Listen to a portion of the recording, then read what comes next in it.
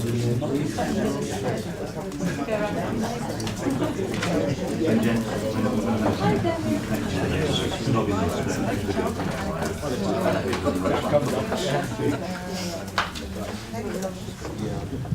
think it's just about 11 o'clock, so we'll make a start. I have to read this at the start of the meeting. I am obliged to inform you that this meeting is being videoed. Members of the public are entitled to record the proceedings and are requested to give prior notice so that any additional measures that may assist can be put into place. Any member of the public who has any concerns should raise them now. Right, we move on to the agenda. Item 1, apologies for absence. Yeah, Councillor Robert Macy has given us apologies. I don't think there's anybody else missing. Item 2, disclosable pecuniary interests. Nobody seems to be indicating. Item 3, the minutes. They have been circulated. Can I sign them as true? Oh, Councillor McBarsley. Yeah, there's a small but important correction to minute 150, determination of admission arrangements. At the moment it says from overseas. It should say from outside England. It sounds very technical, but it does actually apply to Wales and Scotland, which, when I last looked, were not overseas. Right. Okay. Is that okay? Yeah. Right. Everybody accept that as a change to the minutes, and other than that, accept the minutes. Right. Okay. Thank you very much. Item 4, public question time. There's no public questions. Item 5, member question time. Right. Right, we'll start. There's one from Andy Boddington, I'm told. Andy, do you want to come? It's slightly different in here, but I actually think it's quite a good chamber to do the cabinet. But we'll see how we get on. But I'm not against the idea of actually moving us a little bit more often. The middle one I was pressing. That's it. Okay, right. Yep, got it. Apologies, and you're right, it is a better forum in many ways, it's not as cramped. So my question, I apologise if it's a bit lengthy, but it's very important. No information has been provided on funding for youth services after the end of March 2019. We hear daily about strains on young people. We read frightening Can you get closer statistics. to your microphone, Andy? We can't hear you. Apologies. We hear daily about strains on young people. We read frightening statistics on growing mental health and self-harm amongst teenagers. We understand there is a growing need for young people to have emotional support from early life through to adulthood. There is excellent work underway in Shropshire to support young people through Shropshire Youth Association, local groups and GPs.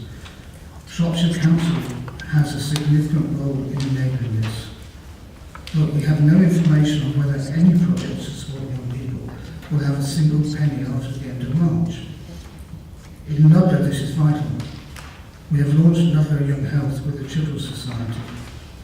Shropshire Council is one of the foundation sponsors through the LJC. We have the absolute backing of local GPs because we can reach youngsters in a different way. This project is aimed at promoting mental health and well-being amongst young people. That is one of the biggest issues of our age. Our team of professionals and volunteers helped 47 drop-in clients in the first 3 hours of the project launch. Ludlow Junior Youth Club is one of the most successful projects we run. It's not just about children playing and eating pizza. It's not about damping down antisocial behaviour. Our trained youth workers are constantly working on safeguarding and providing support for mental and sexual health and well-being. They give young lives a boost that's so often needed and encourage children with different backgrounds to work together as a community.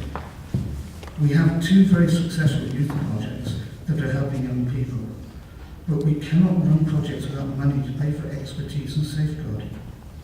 So the 4 specific questions: what is the youth budget for each of the LJCs for young people in 2019-20? What schemes is the Council planning to support positive activities for young people over the next 3 years? What support does the council sponsor for mental health and wellbeing advice in the market towns? How much will Shropshire Council charge Ludlow Young Health for the use of the publicly owned Ludlow Youth Centre in 2018-19? Thank you. Councillor Nick Bardsley. Thank you, Leader. There is actually a quite lengthy, detailed written response, but I don't think Councillor Boddington has had it. So what I propose to do with your permission, Leader, is just to summarise the response, and then if Andy Boddington has it, and then he can follow up. Well, can it be sent to everybody? Yeah, of course. Yeah. Yeah. But I think the highlights are that we're proposing to establish a cross-party task and finish group to work alongside officers to help planning for 2019-20. In the meanwhile, the core funding, which is there up until the end of March, will be extended to the end of December. So there will be 9 months of carryover funding to make sure that people are not left in the lurch in the meanwhile. There is a great deal of detail about what we're planning to do for mental health and wellbeing advice. I don't propose to go through that in detail, but we absolutely recognise the importance of the work that's being done. As I say, it's a quite lengthy, detailed response. I'm sorry that Councillor Boddington hasn't had it. I assume he had. Okay, so that will be sent out. Could I just clarify, because it may not be a response, you say core funding, does that include the money that was awarded to the LJC to use, or just Shropshire Youth Association? Karen, if you can try here. Okay, thank you. There are 2 pots of money. One is the core allocation, which is a total across all of Shropshire of 157,260, and so we intend to roll those contracts forward for 9 months up until the end of December, whilst we reconsider through the task and finish group what it is we need to do. In terms of the rurality funding that goes through the LJCs, that's a pot of £33,000. And what we're proposing is that where there are already established and ongoing activities, so that are recurring, so activities for young people, we will honour those within the same timescale up until the end of December, again whilst we review how that pot of money might work in a different way. And that will be determined also through the task and finish group. So that's about revenue costs for activities that are ongoing, and we'll honour those.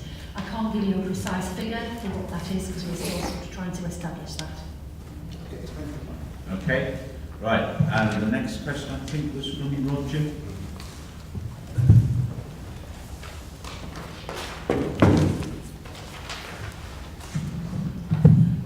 Thank you, Chairman. I'll read it out in full. It is fairly short. I understand the following is being proposed by the government, which will affect a number of couples in Shropshire. Will Cabinet join me in objecting to this proposal and write to the government asking for it to be reversed? And then, as an explanation, the government is planning to change the way benefits are given to couples if there's an age gap between them. It's nothing short of an age gap tax, according to many, and here's why the decision should be reversed. Couples come in all shapes and sizes, and all ages too. Some are the same age as each other, and others are at different stages of their lives. Currently, when couples claiming benefits have an age gap between them, this is what happens. When the older partner reaches state pension age, the couple stops receiving working age benefits. They start receiving pension age benefits instead. Pensioner benefits are higher, so this makes quite a difference to the couple's overall income. The government has decided to change this system, the latest in a long line of cuts to hit older people who are not very well off. If it's allowed to happen, it will increase pensioner poverty at a stroke. If the change is allowed to go ahead, many of the poorest older people in the country could be hit by a staggering £140 a week worse off. Couples on a low income shouldn't have to face this. It's deeply unfair. We, and I hope the Cabinet would join me, urging the government to reverse the decision, and you can help do this. As of May 2019, if one partner is of working age, the couple will only be able to receive working age benefit. In the future, this will mean obtaining universal credit. They'll no longer be able to claim pension credit and/or housing benefit. These benefits are a huge help because they top up their low incomes, taking the couple above the poverty line. If the change is allowed to go ahead, many of the poorest older people in the country could, as I've said, be a staggering £140 or worse off. That is the worst case scenario. That's a drop in income of up to £7,000 a year. A few could lose even more, according to this statement. The change is only supposed to hit new claimants, but if a couple's claim for pension credit is interrupted by just a day, or if they move area, they will lose it forever and suffer this big and immediate drop in how much money they receive as a result. Statement that was issued by a voluntary body who was doing it, and I thought it was pertinent to a number of residents in Shropshire, and I would hope that the Cabinet and Council could actually echo my thoughts and say, for us, we would want this present system to continue. So as soon as one person reaches the state retirement age, they start receiving pensioner benefits, and it does not rely on both of them there. Thank you, Chairman. And the answer is, at this moment in time, we're not prepared to support anything to government. We do need more clarity on what is being proposed because it's very unclear, and this isn't a government paper. If a government paper comes through, we will respond at that time. And I've asked officers to look into this, and they find it quite confusing. We're not really sure what the implications are, so it would be wrong at this moment in time for us to object to something when it's not clear what will actually be the on-the-ground response to the proposals, which are, I believe, not even proposals from the government at this stage. So, no, we're not prepared to support anything at the moment. Right, moving on. Scrutiny items. Have we anything? Nothing from scrutiny? Item 7, Quarter 3 Performance Report. Councillor Steve Charnley. Thank you, Leader. Just make sure I've got the right button. Yeah, it's that time of the cycle again for Performance Quarter 3. There's not a lot to say. It's very similar projections and figures from the last time I reported this. A couple of key highlights which may be of interest. Adult social care managed to sustain improved levels in the timely transfer of patients from hospital to appropriate care, which is a positive.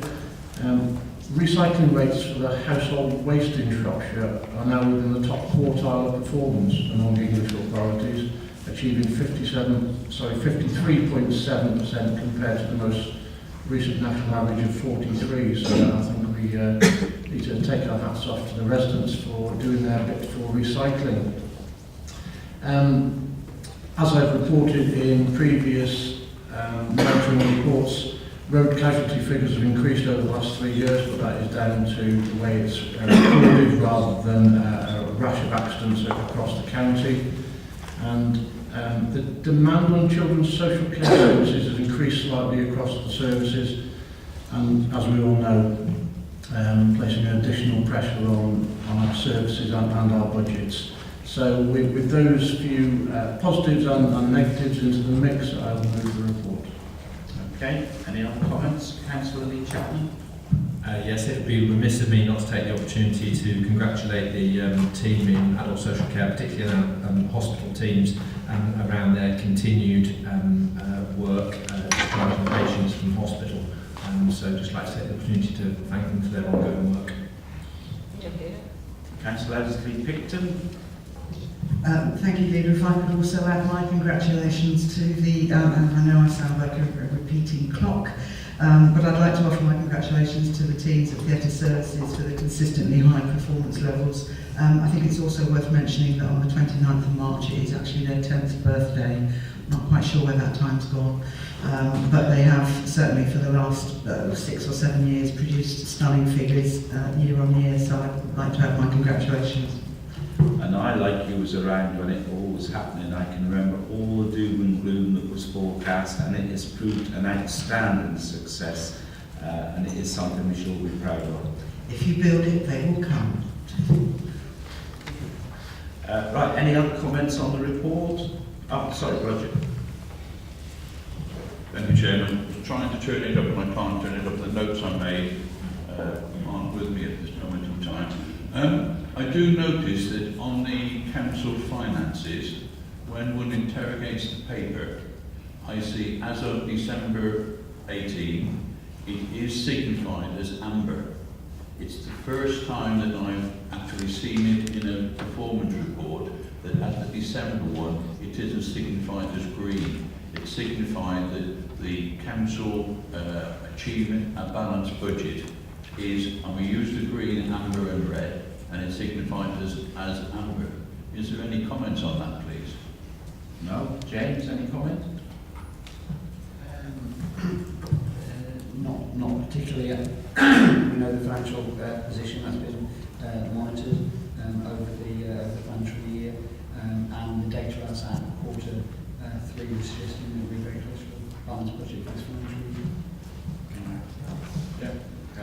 Chief Executive? Yeah, I think the levels of risk going forward have increased, and I hope my colleague James would agree with me that we don't know where we will be in local government settlements. Fair funding through government has yet to be agreed, and therefore all the grants that we would ordinarily expect to come through, there's a great deal of uncertainty, meaning that we can't plan much further ahead than the next year, or if we do begin to plan, we'll have to make some massive assumptions which may or may not come to fruition. So it's the level of uncertainty not due to this council, but due to lack of clarity coming out of government that means that we've moved from green to amber. That's my interpretation. Don't you agree, James?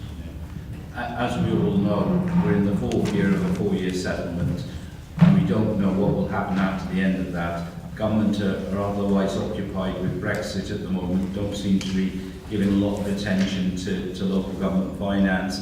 Now, we don't know what will happen within the Fairer Funding Review, which is within local government finance, and we don't know within the corporate performance, the corporate finance across the whole of the government, how much money is going to be directed to local government. So there's lots of question marks, and they're changing the way things happen. If they continue financing us at the rate we're being financed at the moment, we will be reasonably okay. I wouldn't say we're rolling in money, we're never going to be rolling in money, but we're only guaranteed certain parts of that budget, and we won't know till September or October what the other parts of our funding will be, and at that stage we'll have a better idea of what money we've got or we haven't. Yeah. Thank you, Chairman. It is about the current year I was talking about, so for finishing this current year with a balanced budget. In previous Decembers, it's always gone from amber, red, wherever, and I see it was red earlier on. It's now amber. For December 2018, the finance then was showing as green. The council was confident in reaching its balanced budget, but for December 18, in this performance one, it shows it as amber. So what I'm asking is, why is it amber and not green? Is there anything there, and is the council going to achieve the figure that is in the reports?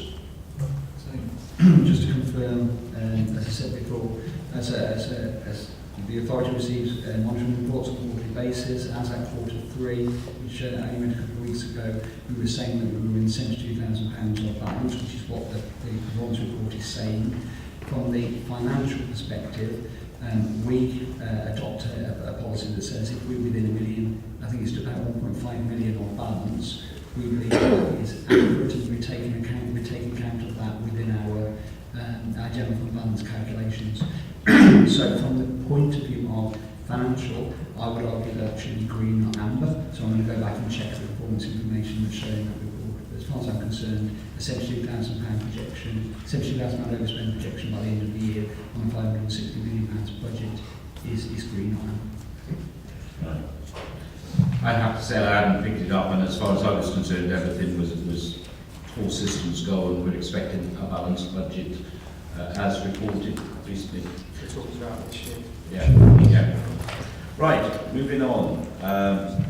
So item 7, quarter 3 performance report. Do we accept that? Is everyone happy? Right, that's accepted. So item 8, review of customer services face-to-face points. Again, Councillor Charnley. Thank you, Leader. This report sets out proposals to change the way in which we operate customer services face-to-face points across the county.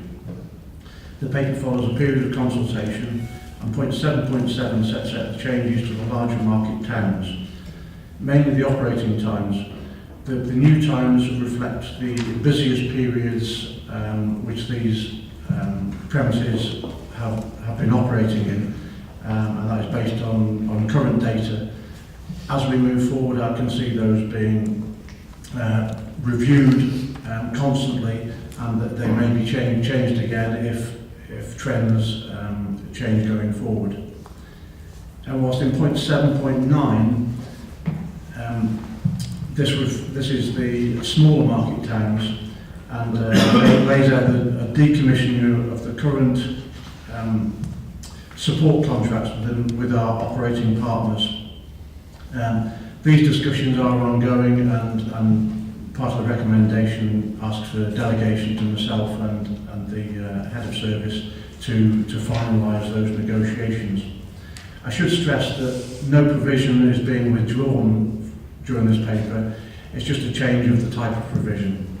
So in the small market towns, there will always be a presence of whether it be a phone or a computer for residents to contact the customer service centre here at Shire Hall, and that'll be a direct line. The changes reflect a decline in use of these services over the past few years.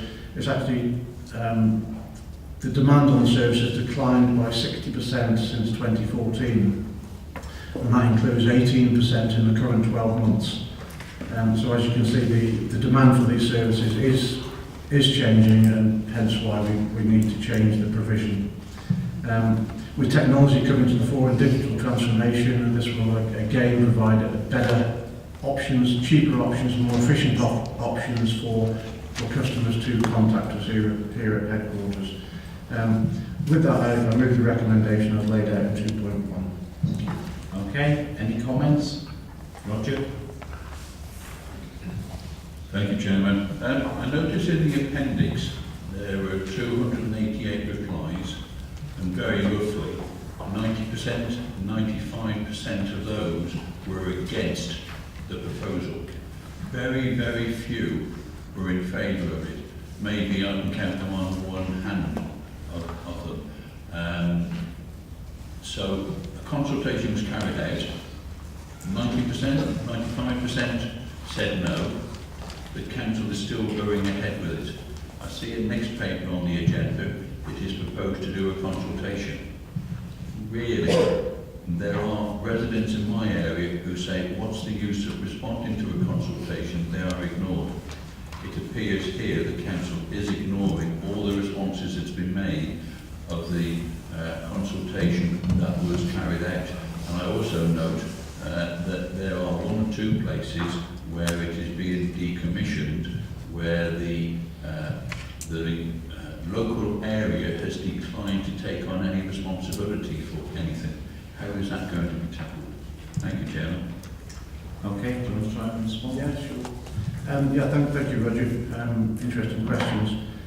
Any consultation is going to throw negative comments, and there are a number in this one, obviously. I think a lot of the responses which came back were reflective of maybe not what was being proposed. I think they saw it as a withdrawal of the service, which very much is not. I'm confident that going forward the provision, especially in the smaller market towns which you're referring to, will be of a quality and accessibility that will be appropriate for the footfall which is there. Regarding the smaller market towns you refer to, some provision being removed, that's not the case because, as I said, negotiations are ongoing with those support partners, and nothing is finalised in the smaller market towns yet, but provision will be there in some shape or form. Okay, any other comments? Pauline?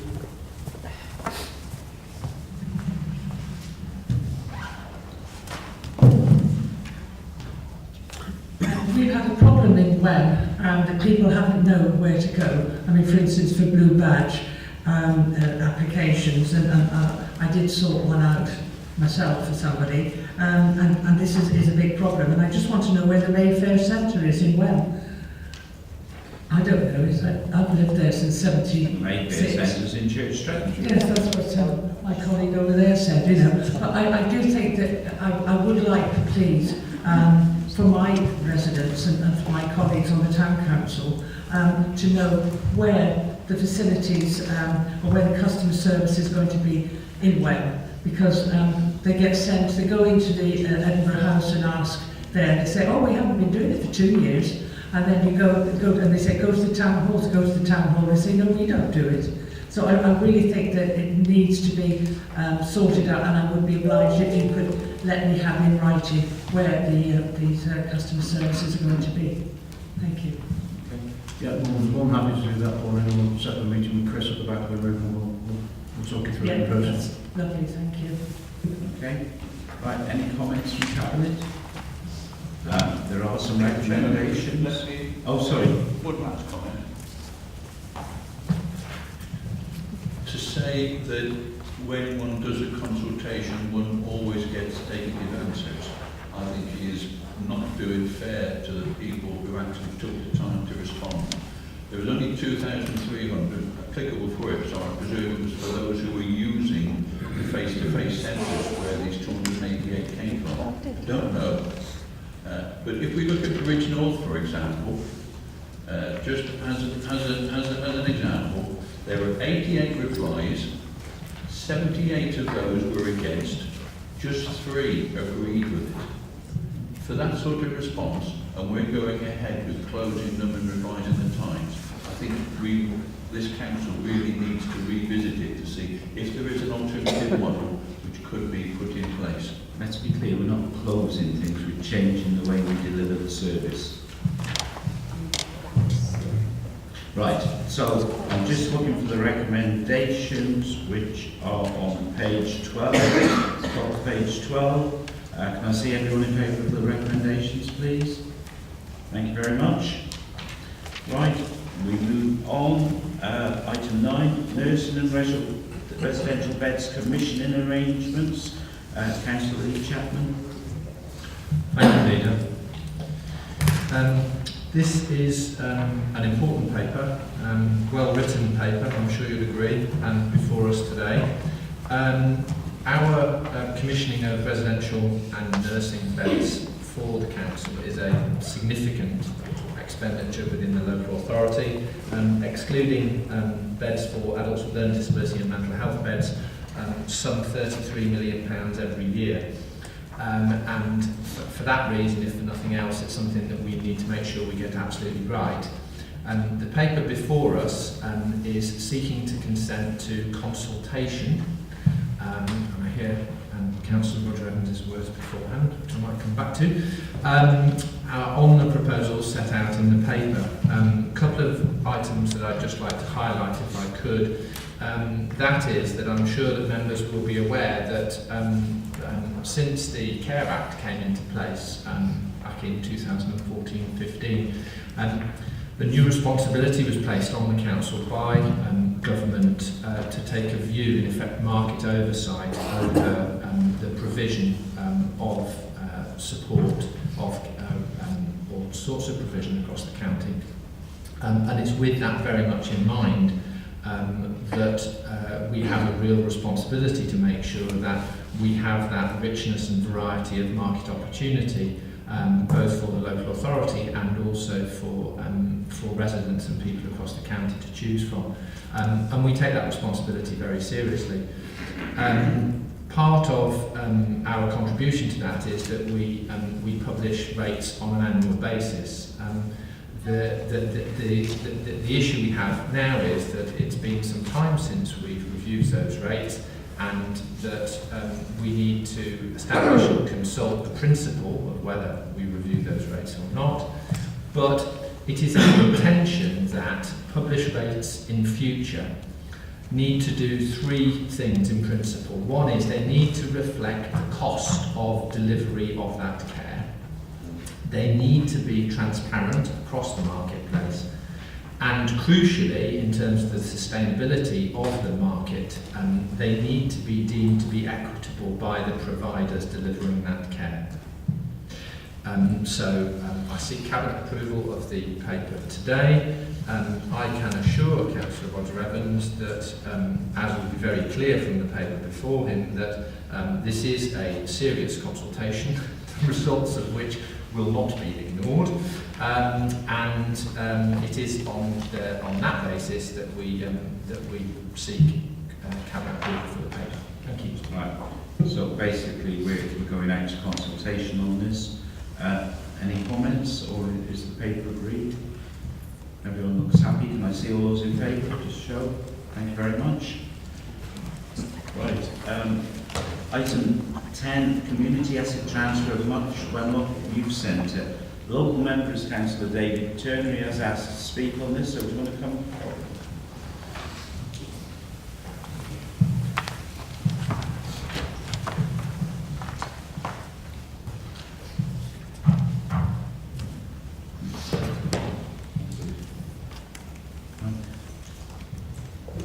That's it? Is that it? Yeah. Okay, fine.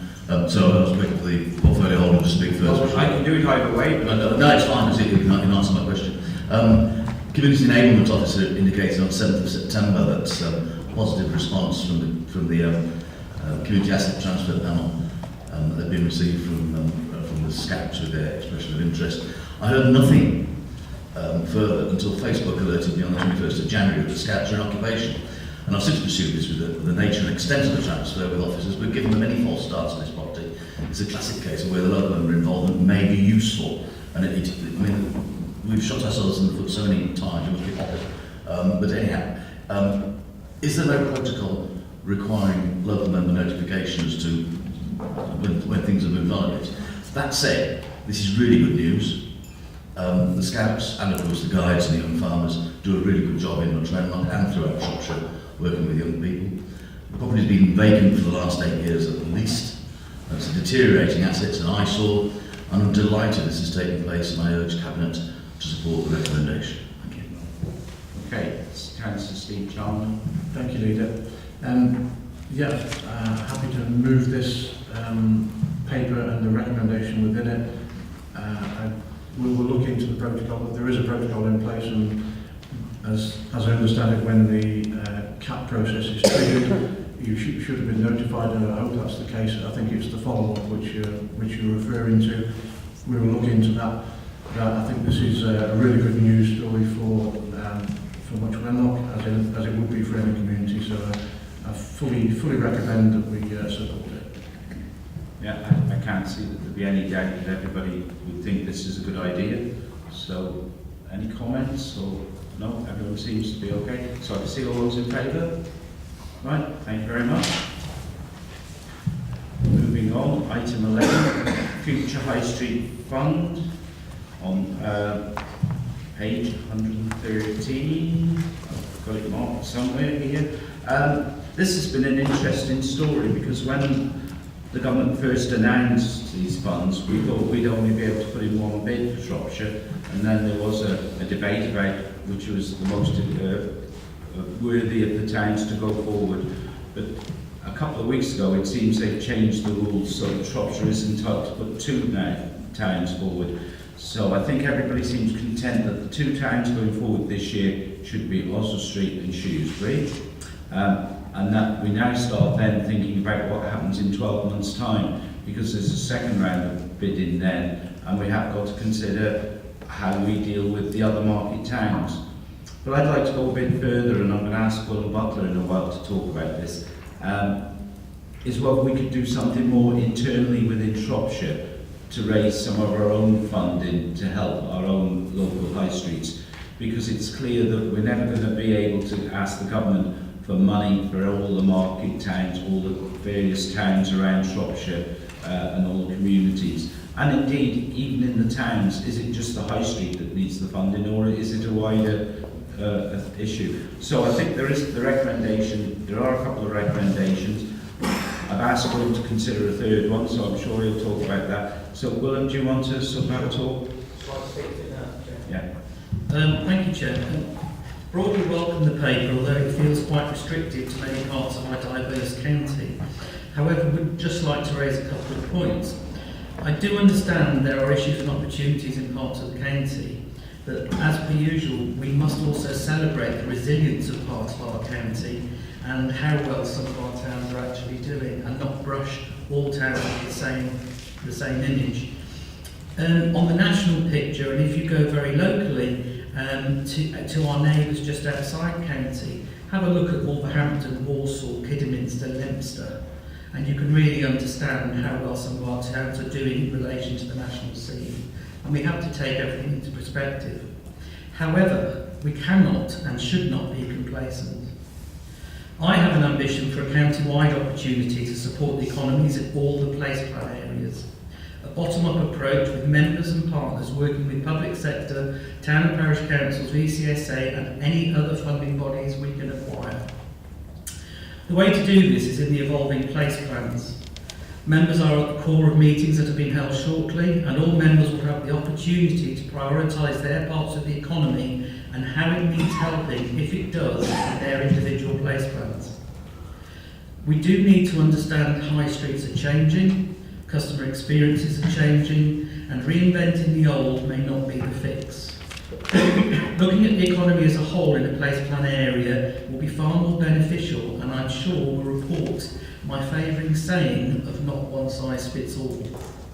And different solutions will be needed in different place plan areas. We can then look at providing a bottom-up approach to solving local issues across the whole of Shropshire where it is needed.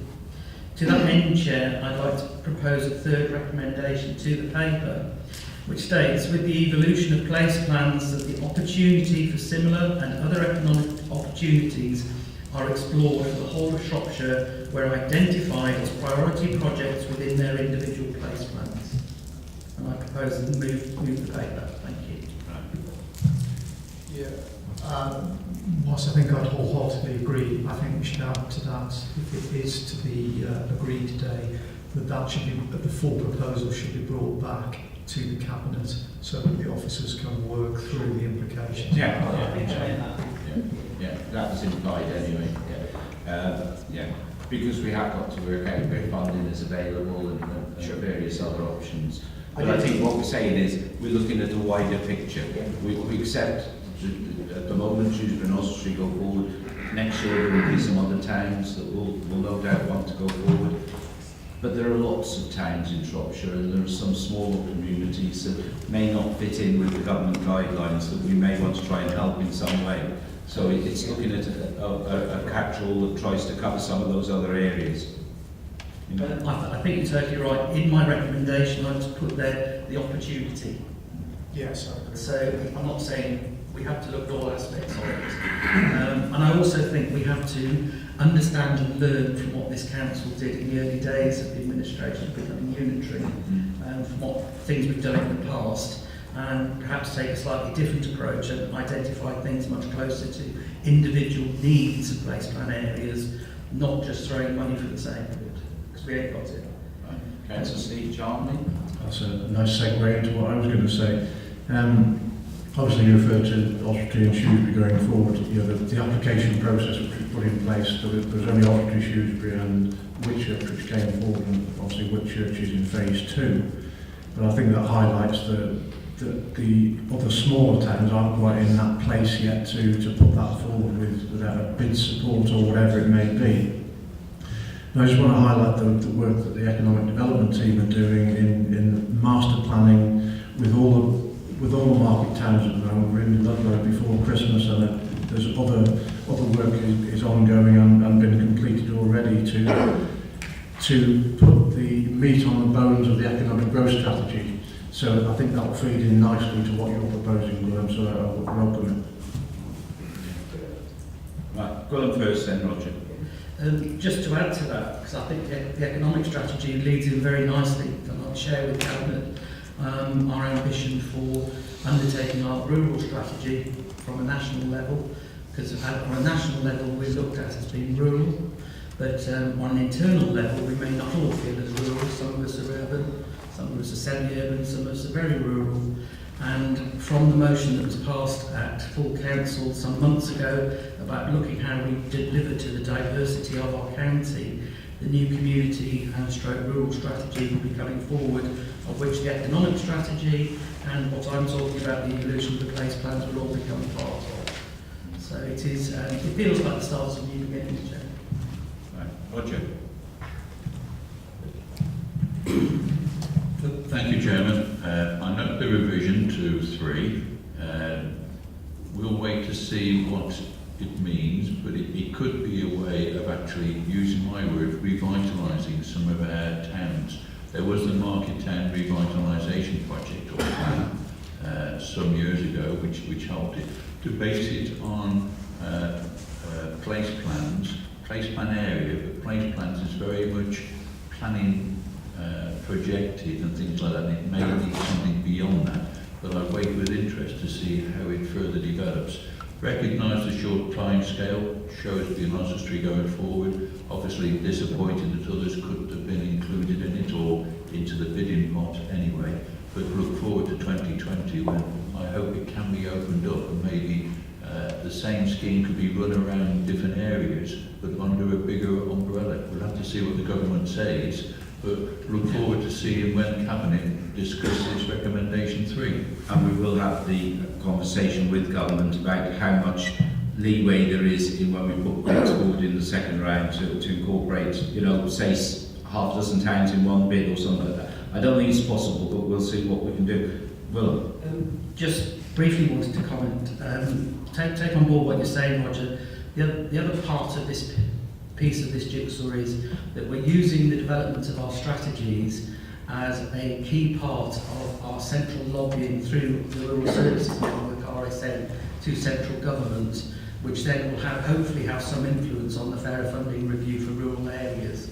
And part of that will be looking at the economy in the rural areas, looking at the whole development of the Shire counties and how we can get more influence in government to get us more funding. So fingers crossed, Roger. Okay, right.